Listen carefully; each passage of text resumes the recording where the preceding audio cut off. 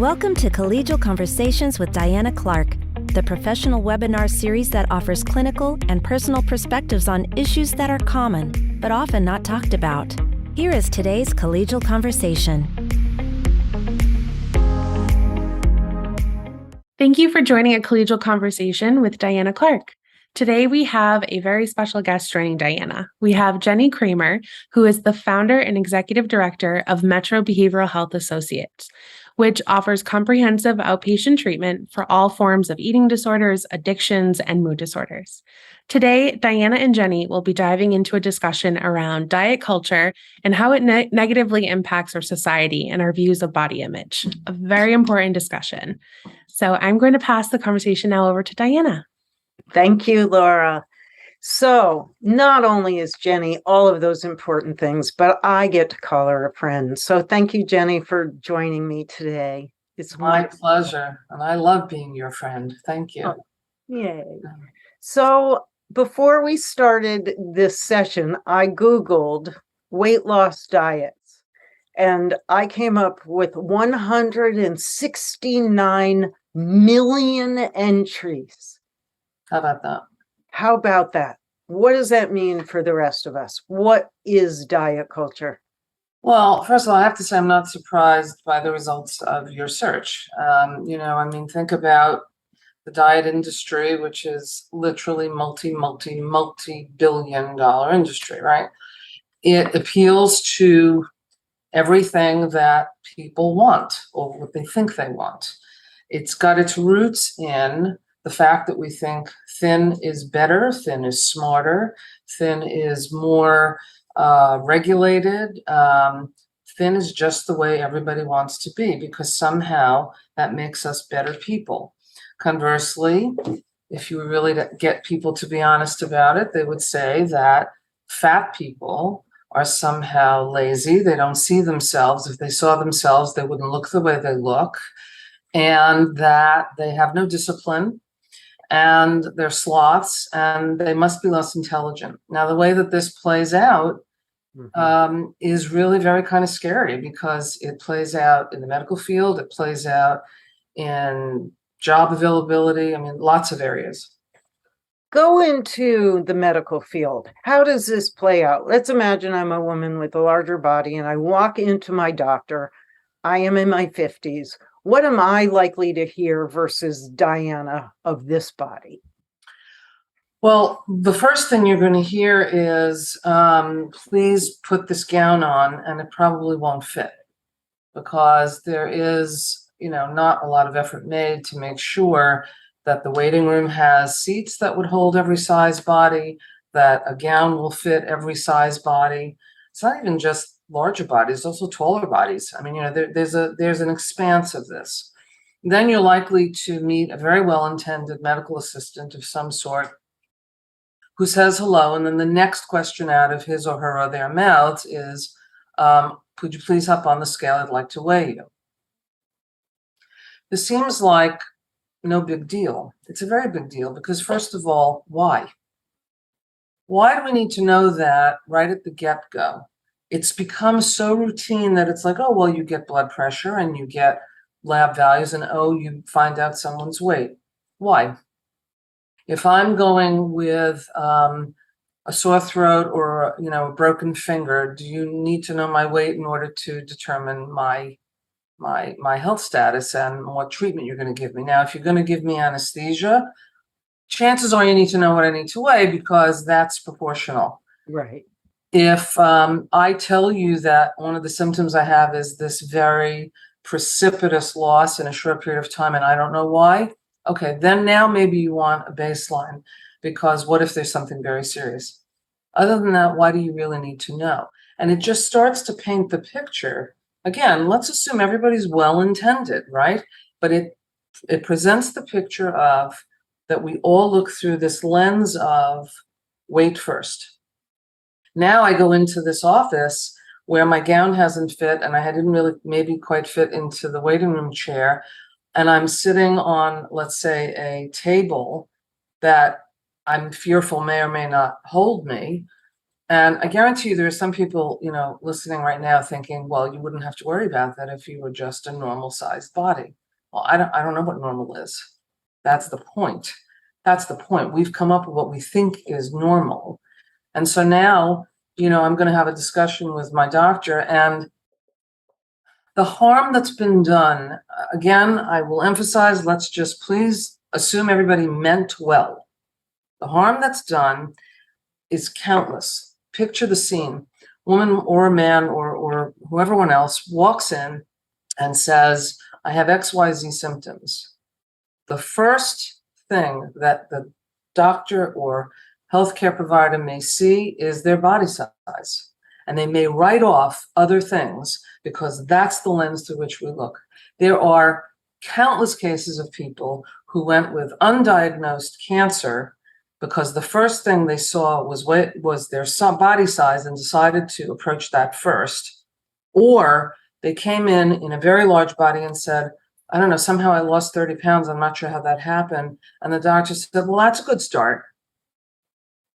That if I walked in a small body and I said I lost 30 pounds, the sirens would go off and I'd have a CAT scan in 10 minutes. So that's just an example of how that plays out. That's very powerful, Jennie. Thank you. I've got the feeling at the medical office and I don't want to go back. So no, really, I would imagine that if you have a larger body, having to go over that hurdle every time you have to go see a medical professional makes you not see a medical professional. Well, you're on the nose with that, because that's the other, outtake is that people don't go for care. Why would I want to put myself through the embarrassment? Why would I want to put myself through having to explain myself, having to explain, what, I don't weigh, and having them think that that's because I have some insecurity about it. And so I won't go for care. Yeah.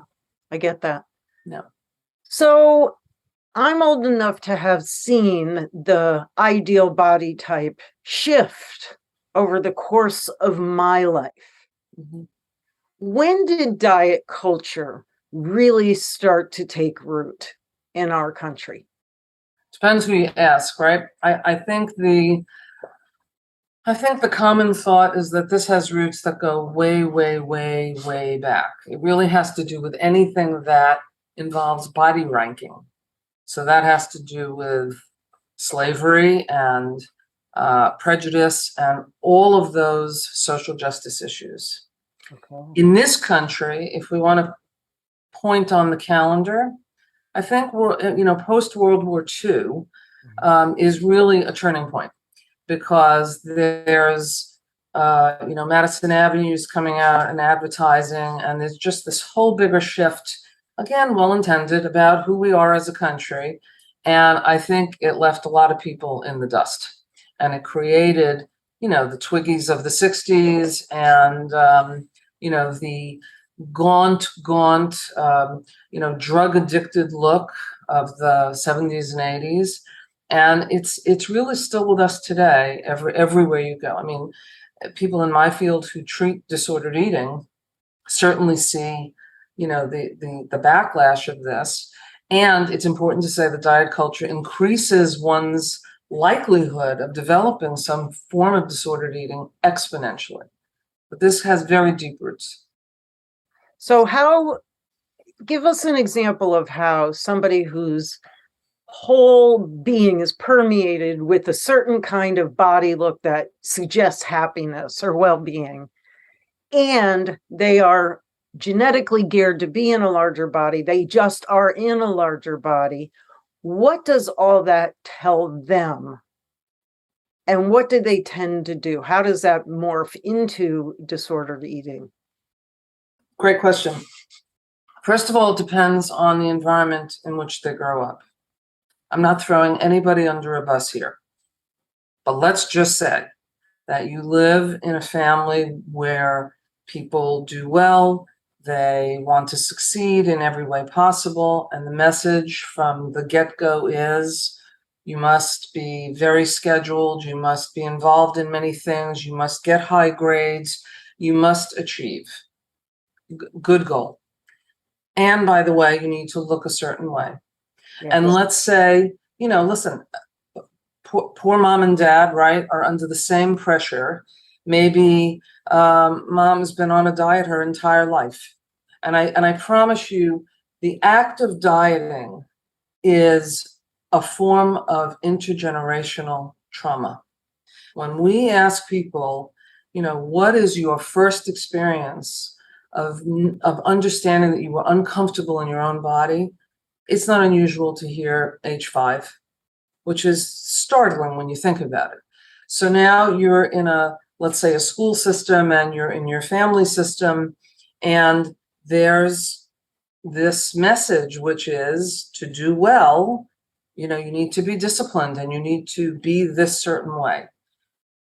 And everybody means well, but mom says, look, I'm not going to have any sweets in the house. And if you want them, you're going to have them, elsewhere. And if you want a snack, it's only going to be fruit. And, some people are listening to this now and saying, so what's wrong with that? Well, what's wrong with that is that it takes away one's ability to naturally choose the foods they want in an intuitive way. And so now the stage gets set. Now, let's say you have some athletic ability and you decide you want to participate in some team at school. Chances are you're going to be bullied if you're in a body that doesn't look like the other bodies that are on that team. Chances are you won't make the team. Chances are you will be so steadfast about wanting to get on that team that you will go through, at the time of adolescence, which is such an upheaval to begin with, you will start to do everything you can to look like your friends, to make sure you make the team.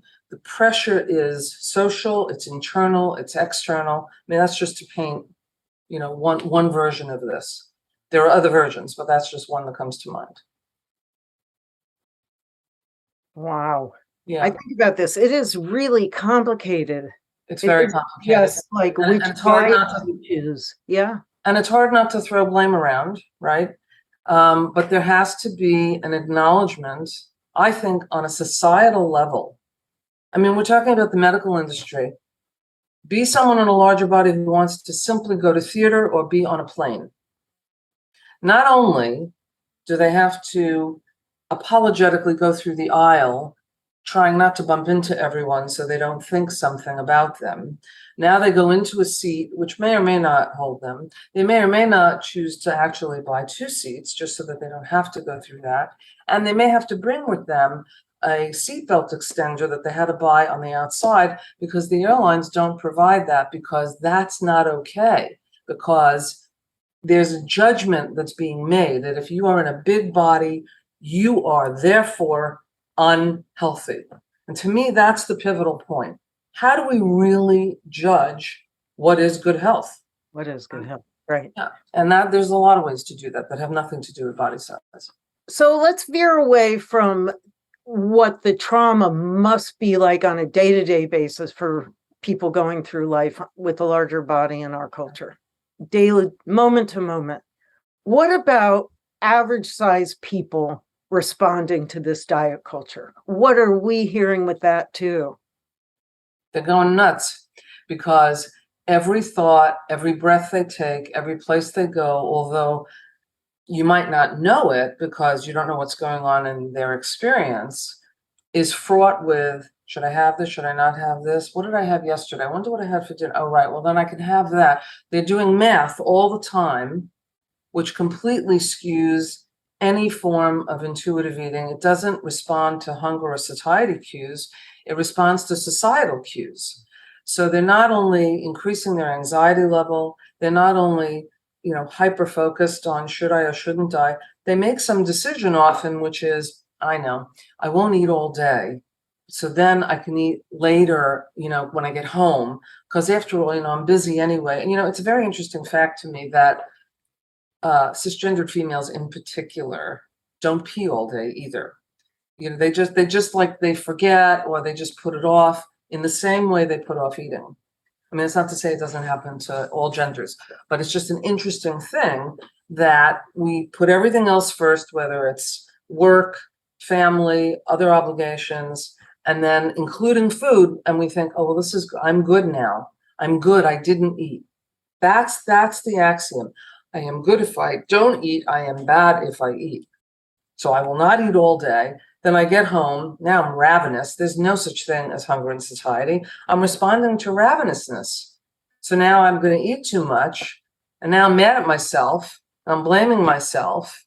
And I'm never going to meet anyone. And no wonder I'm a failure. I mean, it spins. It just spins. So how do we support people to cut off the external stimuli of diet culture? How do we help people? Well, it's a great question. It depends. I mean, I hate to say it, but the first thing that I ask people to do is to consider, what are you following on social media? Because, you know, we have so much that comes into our feeds if we're people that are on social media. And you can curate it differently. You don't have to get all of the diet ads and the diet driven. I mean, it's subtle and it's not subtle. So you can really curate the people that you want to listen to, the things you want to hear. The second thing is to really, and it takes a while, to be okay in this magnificent body of yours that has gotten you through to this day in every way that it has, whether it's because it enabled you to have a furtive brain that is smart, whether it's because it's a body that makes love well, if it's a body that perhaps has had the privilege of giving birth to children, maybe it's a body that's gotten you through trauma, a body that's been through trauma, and somehow you're still here. And so it's really about appreciation. That's the internal. The external is how to manage the messages. So now imagine, you know, someone's really doing a lot of research and they're reading the things they need to read, and they're doing perhaps some really great therapy, and they're starting to love themselves. And all that happens is they go for Thanksgiving. Now they go for Thanksgiving where the whole family is and everybody means well. And what's the first thing people say at a Thanksgiving dinner? Either, oh my God, you look great. Does that mean I lost weight, I gained weight? I don't know. And then the next thing they talk about is, oh, look at this spread. I really shouldn't, but I will. And you know what I'm going to have to do tomorrow. It's pervasive. And so you have to put on an armor so that you don't necessarily have to absorb and respond to all of it. Not to mention family dynamics and the judging. On top of everything else. The panel that's been installed about, do you really want that second helping? Right.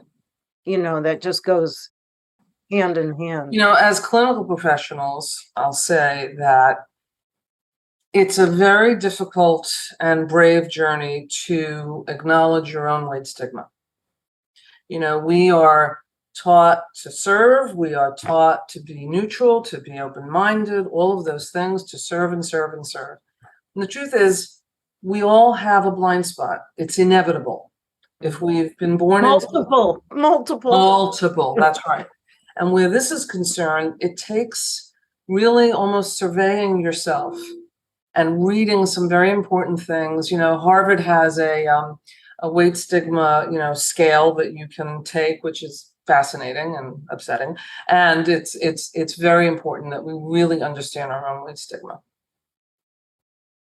When I was back in my youth, I did business at art fairs, and I would imagine as people were walking by, because I sat there a lot and there were a lot of people walking by, what if they could read your thoughts?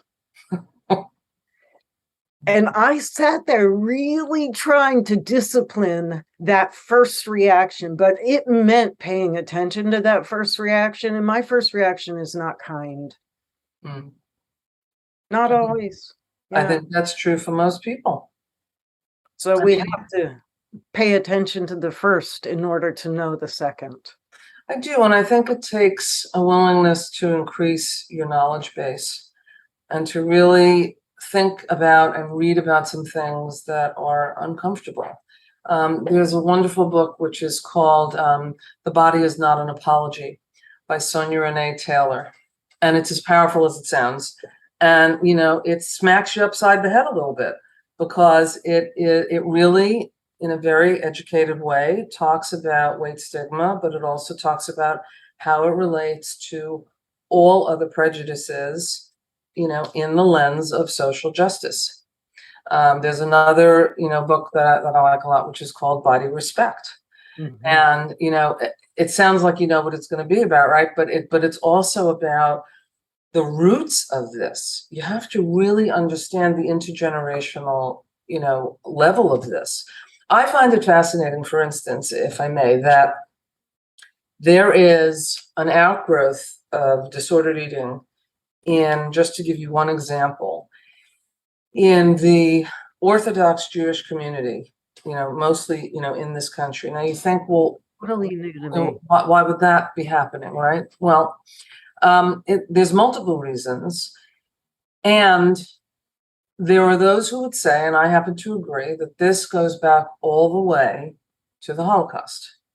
Because think about the time, think about the scavenging, the having to survive, the survivor's guilt if you did survive, coming to whatever your next home was going to be, in a place where you wanted to fit in. I'll give you one very, very quick example of this. I treated a woman who was in her early 40s, and she was, very, very Orthodox and had never been married, which in that culture was unheard of at that age. Mhm. She was severely, severely anorexic, and she had an example of why she thought she was, and it was she was 5 years old, and her mother had come from Europe, and she had survived the Holocaust, and she made her a dress for her birthday, and my patient didn't like that dress, and her mother slapped her right across the face and said, "You cannot cry about a dress. These are not things we cry about. I'll tell you things we cry about." And so there's the intergenerational, push right there. And it plays itself out in terms of bodies. I mean, the Orthodox woman is expected to have many, many children. She's expected to make food the center of the culture and the family. I mean, there's a lot to it, but that's just one culture. There are many, many that are affected by this. Fascinating. So here we have a predominance of white therapists dealing in cultures about eating and diet that we may not know much about. How about that? How about That's white privilege. That's that? the definition of white privilege, that we have to understand what we've been born into, whether we like it or not, and what others were not born into, and to really understand that. Like that is thin privilege. Mhm. I mean, look, there are people that walk around in whatever their bodies are. There's, this 10% of the population who never think about it. They eat what they want when they want. They eat to live. They don't live to eat. They move their bodies. They don't move their bodies. They don't even think about it. That is a privilege, Mhm. because they don't have that in their thoughts all the time. So it's about white privilege and thin privilege. And it's probably about gender privilege also. I mean, if you are a, cisgendered male, yes, you have your issues too, but chances are, you may have your own issues about having been an athlete and having to perform and all of those things, but mostly the world is designed around you. And so it's really important to know what your privileges are. That's great.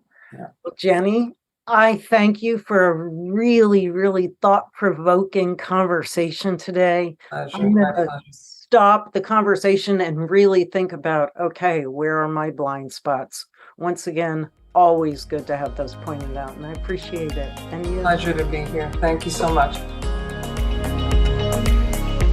Thank you for joining this webinar. Tune in to more webinars and sign up for our newsletter at o'connorpg.com.